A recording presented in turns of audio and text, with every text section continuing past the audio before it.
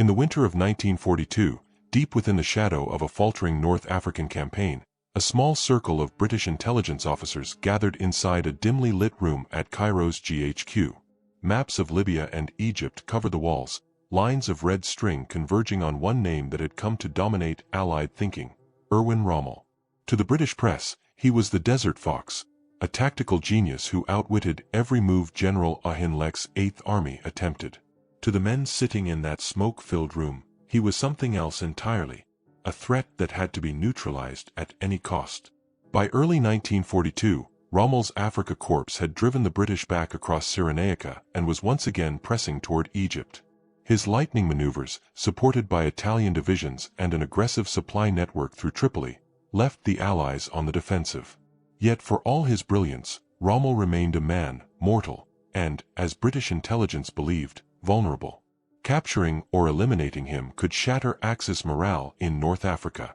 That idea, audacious, perhaps impossible, began to take root inside the Special Operations Executive, or SOE.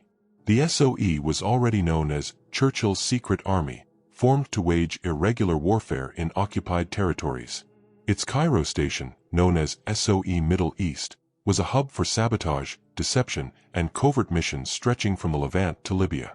Among its ranks were mavericks and misfits, men who had served in the LRDG, Commandos, and Desert Scouts. One of them, a young officer named Major Geoffrey Keyes, had once attempted a similar raid near Beta Litoria in 1941, an ill-fated operation meant to kidnap or kill Rommel in his headquarters. Keyes was killed in action. His story was quietly buried, but his mission remained an inspiration.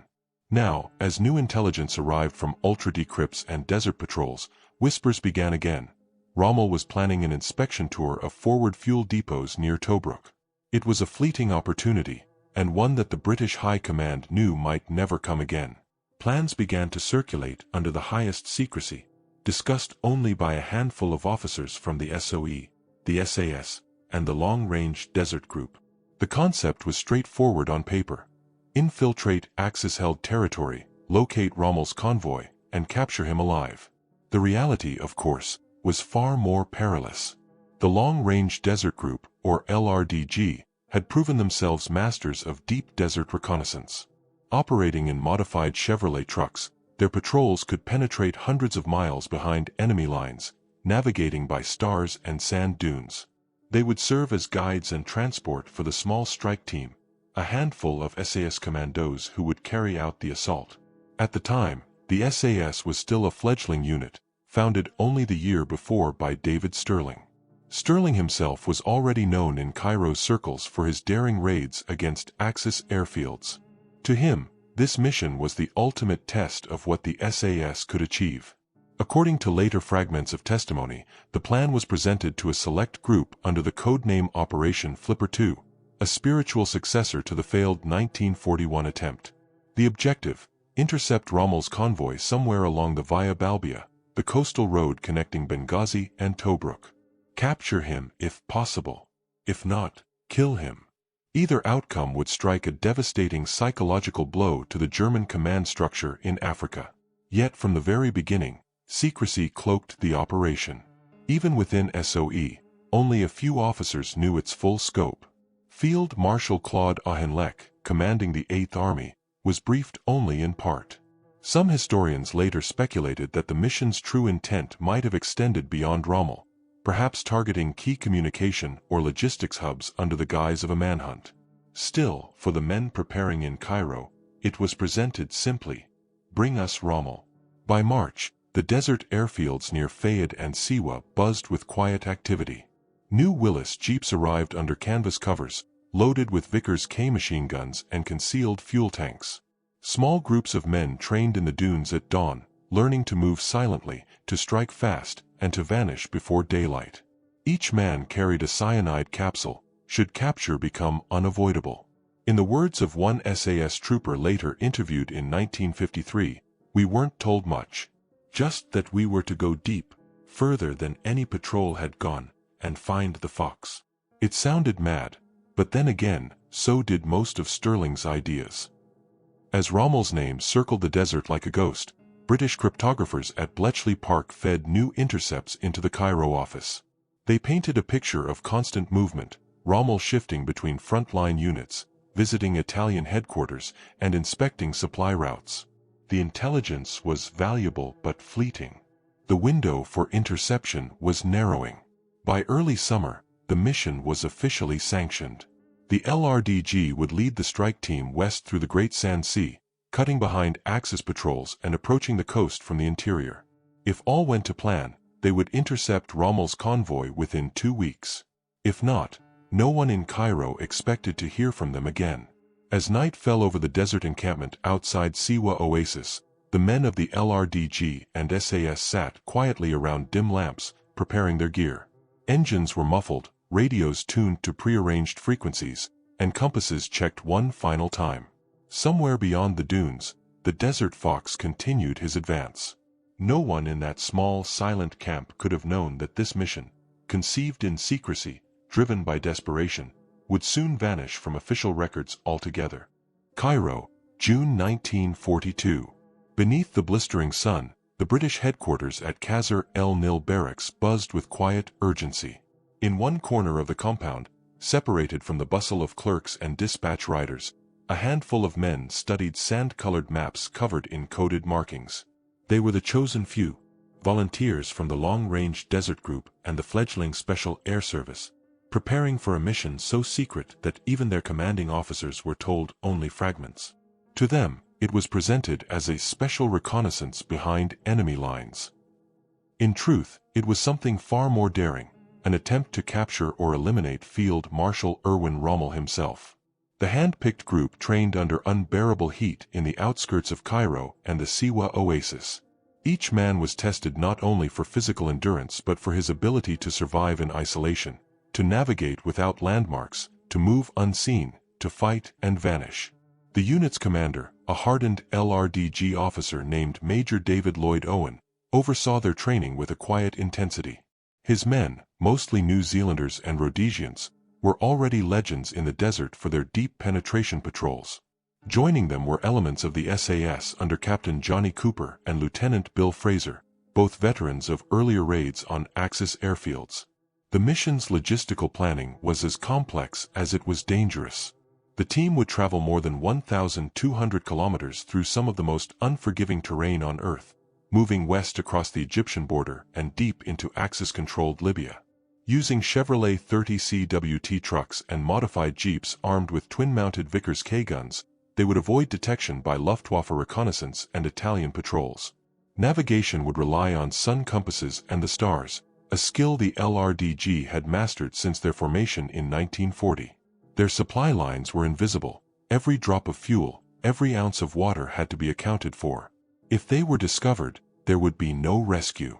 Behind the scenes, the Cairo office of the Special Operations Executive worked feverishly to assemble intelligence.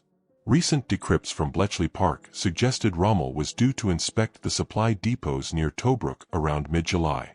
His exact route was unknown, but agents in Benghazi reported an unusual movement of staff cars and armored escorts along the Via Balbia. These small clues became the foundation for the operation. Every night, radio operators in Cairo updated the field plans, using coded bursts of Morse that only the LRDG receivers could interpret. One SOE memo, marked "Top Secret, Eyes Only," warned of the risk. If compromised, the mission will be disavowed. Survivors to act independently until recontact. For the men involved, it was a chilling reminder that this was not an ordinary military raid. It was espionage wrapped in combat. Life in the desert training camp was relentless. Days were spent maintaining weapons, Lee Enfield rifles, Sten submachine guns, and captured Italian Beretta pistols, while nights were for navigation drills and stealth exercises. The atmosphere was tense, almost monastic. No one talked about Rommel by name, recalled Private Tom Micklejohn of the LRDG. It was always the target. Even then, we weren't sure if we were really going after him or something else.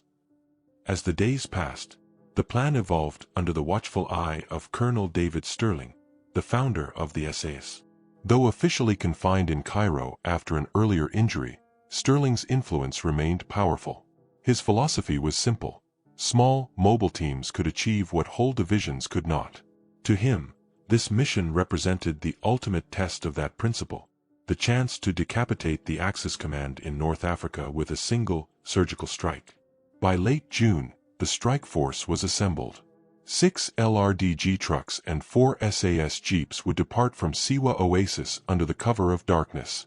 They would navigate west toward the Kufra Depression, then north toward the Libyan coast. If intelligence held true, Rommel's convoy would be traveling between Tobruk and Derna within the week. The raiders were to intercept him, seize him alive if possible, and withdraw before the Axis garrisons could respond. It was a plan built on timing, precision, and luck. And they knew that in war, luck was the rarest commodity of all. As departure neared, Cairo itself seemed to sense the weight of what was coming. The Eighth Army was reeling from the fall of Tobruk. Rommel's forces were now pushing east toward El Alamein. The British line was collapsing, and desperation hung in the air. In that chaos, a small, secret mission like this could easily vanish, both in execution and in memory. On the eve of departure, the men gathered for a final briefing. Maps were burned after use, and no written record of the mission would leave the tent. Captain Fraser spoke calmly, his words measured. "Gentlemen, history will not know this mission," he said. "But if we succeed, it may just turn the tide of the Desert War." At 0200 hours, the engines growled softly into life. The desert night swallowed the convoy as it moved west, headlights off, guided only by starlight and compass bearings. Cairo faded behind them, and ahead lay hundreds of miles of open sand, scattered Axis patrols, and a single elusive target who seemed always one step ahead. Somewhere beyond the horizon, the desert fox prepared for his next move, and the men hunting him disappeared into the dark, carrying Britain's most secret hopes with them. The Libyan Desert, July 1942. The sun rose like a white-hot blade over endless waves of sand. The British convoy, 6 long-range desert group trucks and 4 SAS jeeps, crawled westward, engines humming softly beneath the morning heat. They were now hundreds of miles beyond friendly lines, deep in territory controlled by Rommel's Afrika Korps. For days they had moved by night, guided by the stars and the faint glow of the northern horizon where the Axis supply routes ran. The mission was entering its most dangerous phase.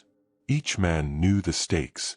Their orders were to locate Rommel's personal convoy, a small fleet of Horch staff cars and Opel Blitz trucks, believed to be traveling along the Via Balbia between Tobruk and Derna. But the desert was deceptive. Landmarks shifted with the wind, dunes erased tire tracks within hours. A single navigational error could mean death by exposure or discovery. The LRDG navigators, men like Sergeant Ronnie Moore and Lieutenant Jack Eason Smith, used sextants and improvised sun compasses to keep their bearing. "The desert's a living thing," Eason Smith wrote later in his journal. "It hides you when it wants, and it kills you when it's done hiding." The convoy traveled light, each man carrying just 2 days' water and a week's worth of rations. Every drop of fuel mattered.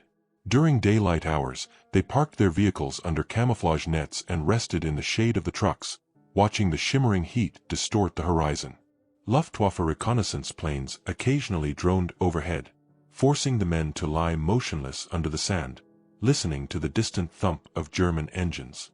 When darkness returned, they moved again, silent as ghosts. On the 5th night, radio contact with Cairo was lost. A sandstorm, one of the worst in months, swept through the Great Sand Sea, battering the convoy with winds that tore at their nets and filled their engines with grit.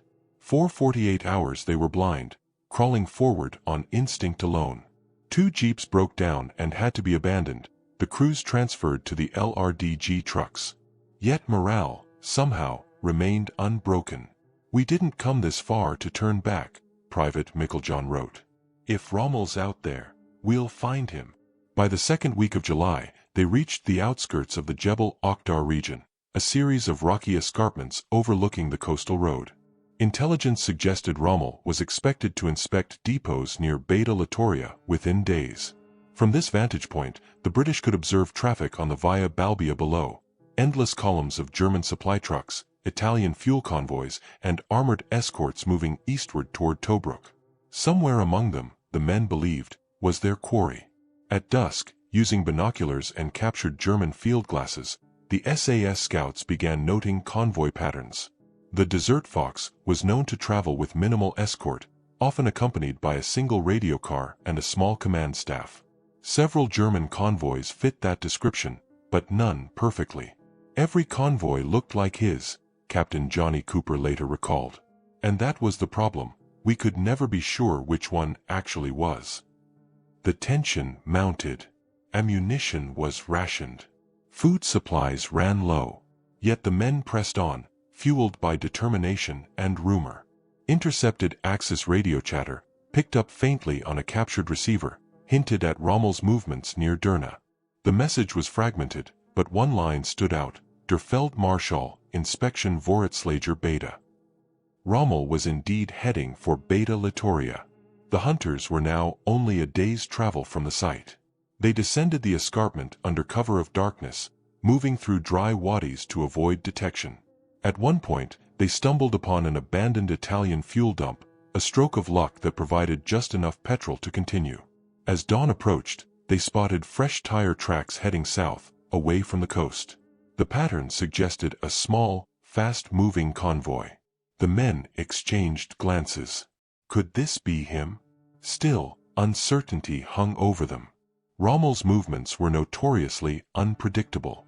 At times he flew between positions in a Fiesler Storch reconnaissance aircraft. At others he traveled by car with only a handful of guards. To capture him would require perfect timing, a near impossibility in the chaos of war. That night, a final radio message was received, faint, distorted by static. Objective in motion, estimated near Beta Littoria, act at discretion. It was the last confirmed transmission from Cairo. After that, silence.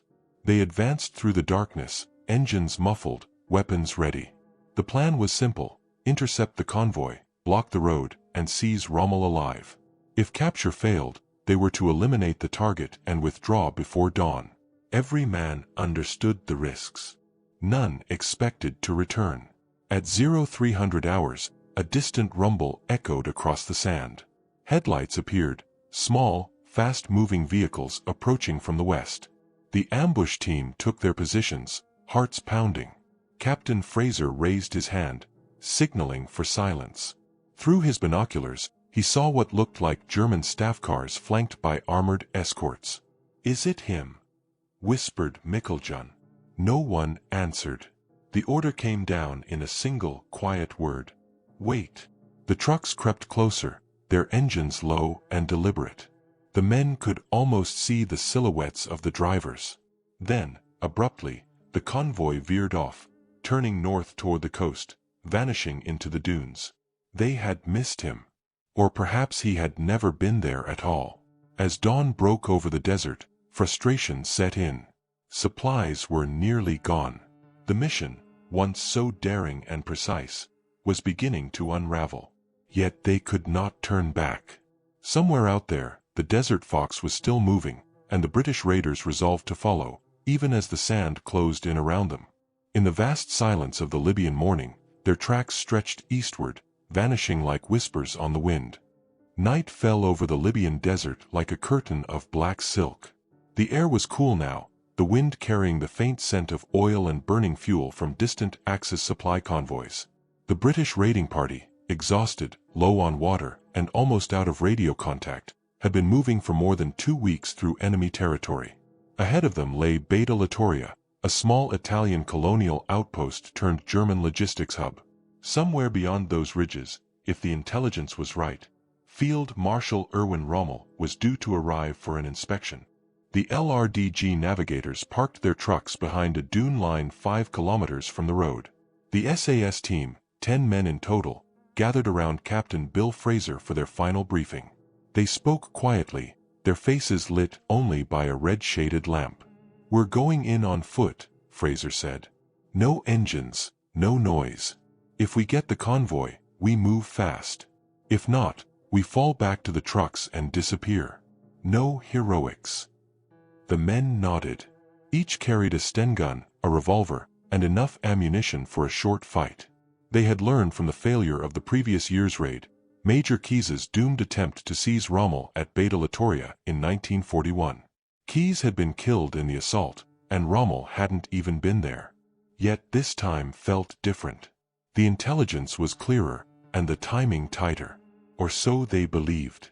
At 23:40 hours, the team moved out, crawling through wadis and thorn scrub toward the main road.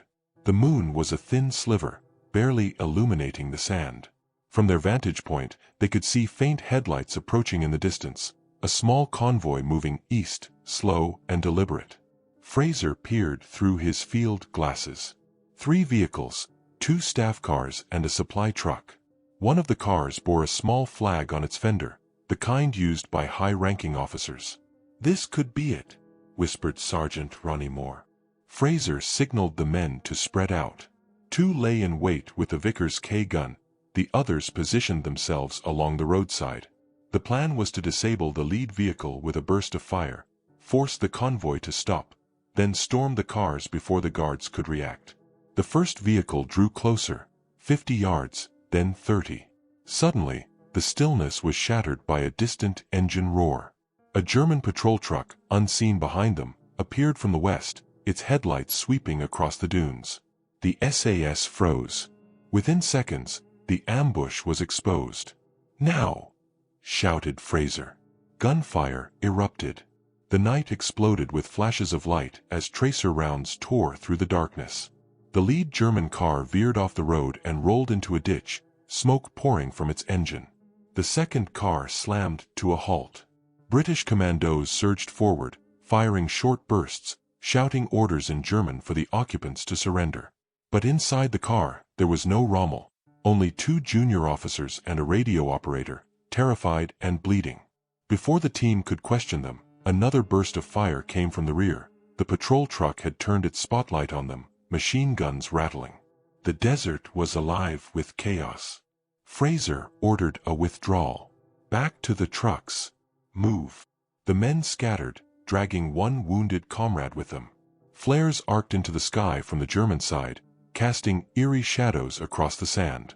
Somewhere to the north, they heard engines revving. Reinforcements were on the way. By the time they reached the LRDG trucks, one jeep had been destroyed by gunfire, another disabled by shrapnel. They fired a few short bursts to slow pursuit, then turned east into the dunes. For the next hour, it was a running fight, gunfire echoing across the desert, tracer fire streaking through the night. The British knew they could not win in open combat. Their only chance was to vanish. Near dawn, they found temporary refuge in a dried-out wadi. The men were silent, their faces hollowed by exhaustion and sand. 2 were wounded, 1 critically. The captured German officers had died in the firefight, taking their secrets with them.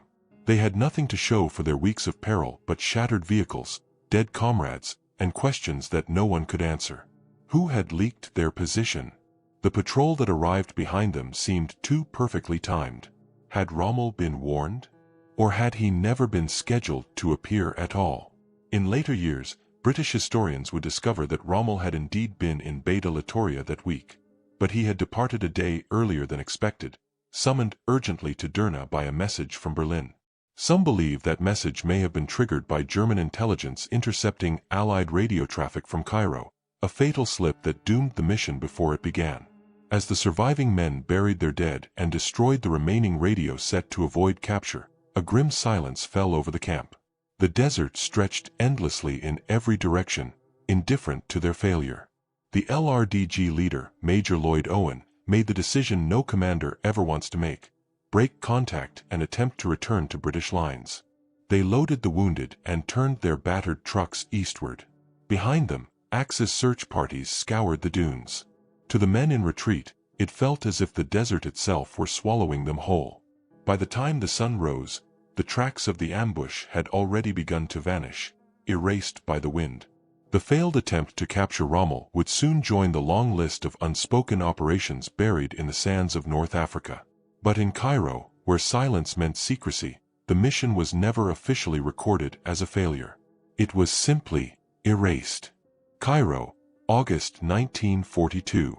The men who returned from the desert looked like ghosts, hollow-eyed, sunburned, and silent.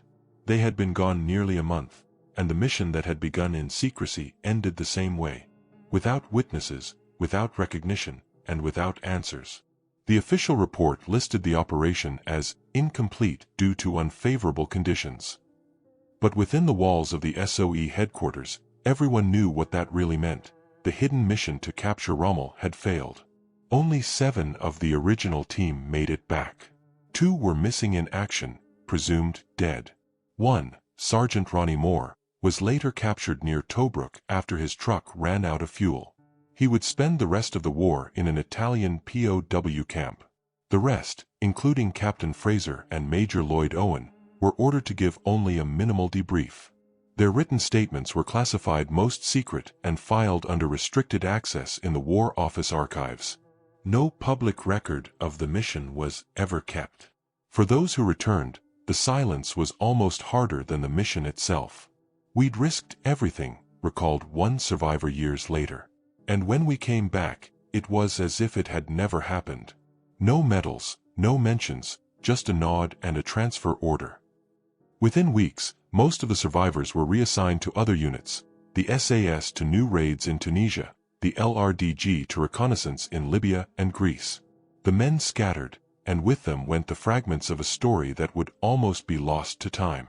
Behind closed doors, however, British intelligence was in turmoil. The SOE Middle East office faced heavy scrutiny after a series of compromised operations.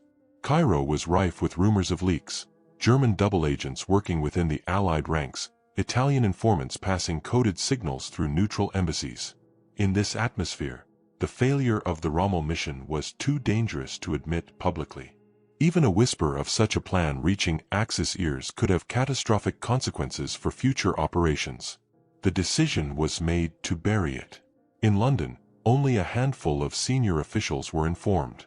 Among them was General Colin Gubbins, head of the SOE, who reportedly wrote in a private memo, "The loss of men and material is regrettable, but the preservation of the broader deception campaign takes precedence." That deception campaign referred to the intricate web of Allied misinformation, operations like Operation Cascade and Operation Sentinel, designed to confuse Rommel about British troop strength. Some historians later argued that the capture mission might have been an extension, or even a cover, for these wider efforts. Still, questions lingered. Why had the Germans been ready for them? The patrol that intercepted the British ambush had arrived with uncanny timing. Post-war analysis suggested that Italian intelligence had intercepted short-wave transmissions from Cairo during the planning phase. Another theory pointed to a mole within the SOE's North African network, a rumor that persisted long after the war's end. Whether true or not, it added an air of betrayal to a mission already steeped in mystery. Meanwhile, Rommel himself was unaware of how close the British had come. German records from July 1942 indicate that he had indeed been scheduled to travel to Beta Litoria, but last-minute orders from the Oberkommando der Wehrmacht summoned him to Derna for a strategy meeting.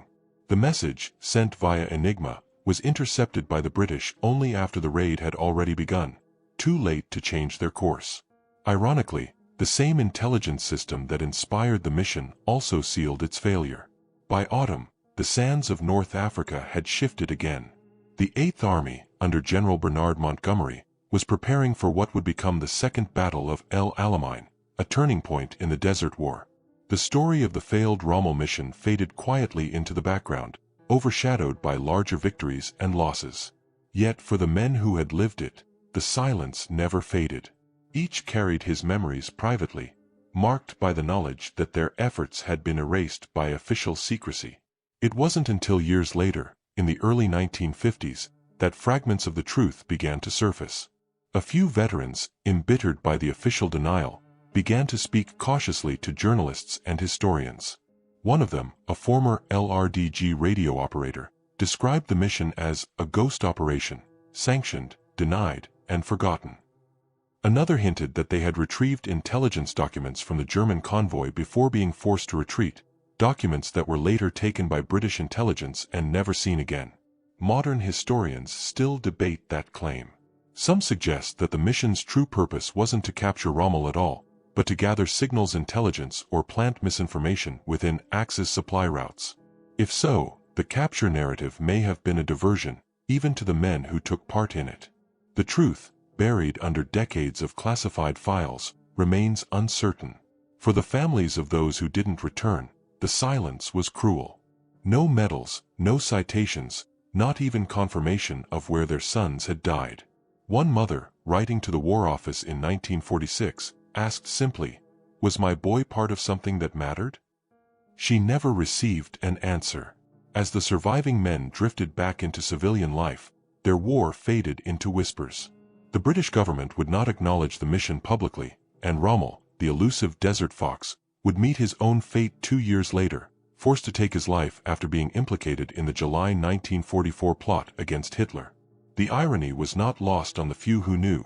The man once targeted for capture by British command had been destroyed by his own. Back in Cairo, the mission files were locked away under restricted access, 100 years. And for decades, no one spoke of the men who rode into the desert to catch a phantom.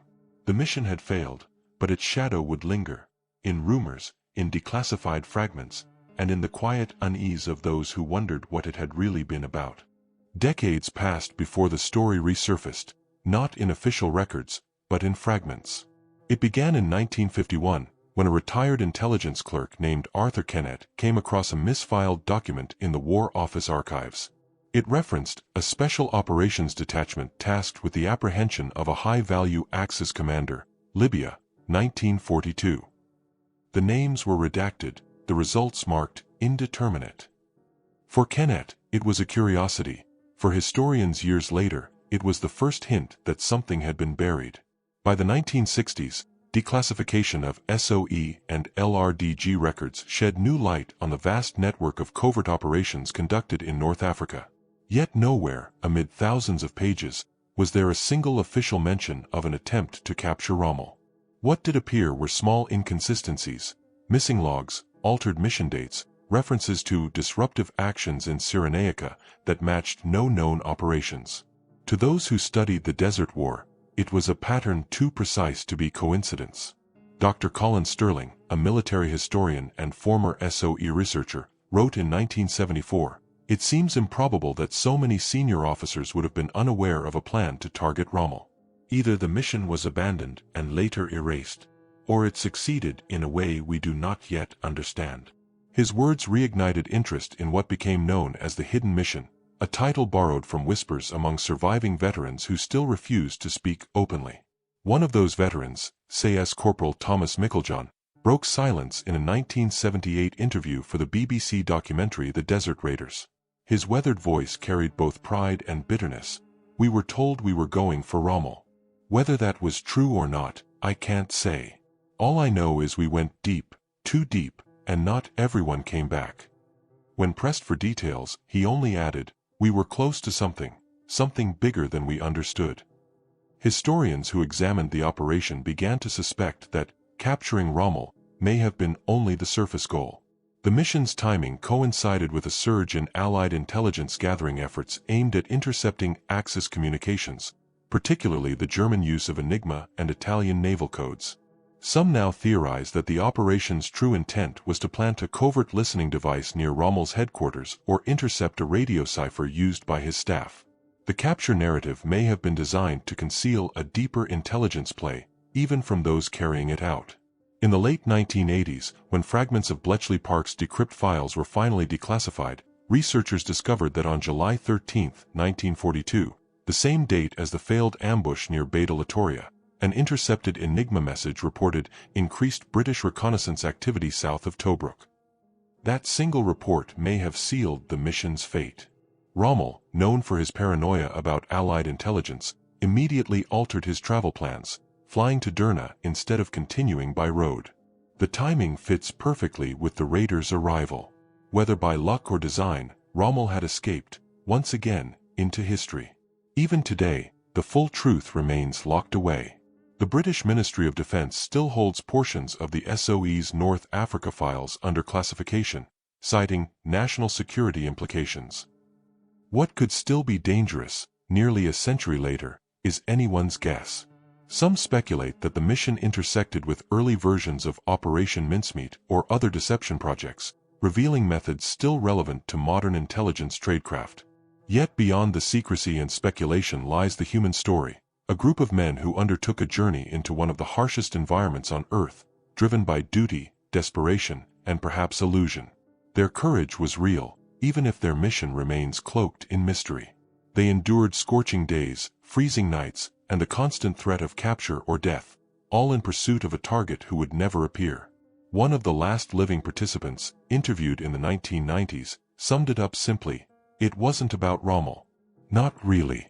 It was about proving we could strike anywhere, even where we weren't supposed to." His name was withheld by request, his story fading into the sands of memory. Today, the site near Beta Litoria, now Al-Quba, Libya, bears no monument to the men who fought there. The dunes have long since reclaimed the wrecks of their trucks, and the desert wind erases what little evidence remains. Occasionally, fragments are unearthed: a rusted Sten gun, a corroded badge marked CS, the remains of a Jeep chassis with British markings. Each discovery adds a faint echo to a story that official history tried to forget. And yet, the legend endures, whispered among historians, collectors, and soldiers alike. The hidden British mission to capture Rommel has become part of the mythology of the Desert War, balanced somewhere between fact and fable. Its unanswered questions still provoke debate. Was it truly an attempt to kidnap the desert fox? Or a smokescreen for something more intricate, more secret, and perhaps more successful than anyone ever realized? In the end, the desert keeps its secrets. The men who ventured into it are long gone, their mission unrecorded in any honor roll. But for those who still search the archives or the sands of Libya, the mystery remains alive, a quiet reminder of how much of World War II's true history still lies buried beneath the dunes. And somewhere, perhaps in an unopened file marked Most Secret, the full truth of the hidden British mission to capture Rommel still waits, sealed in silence, just as it began.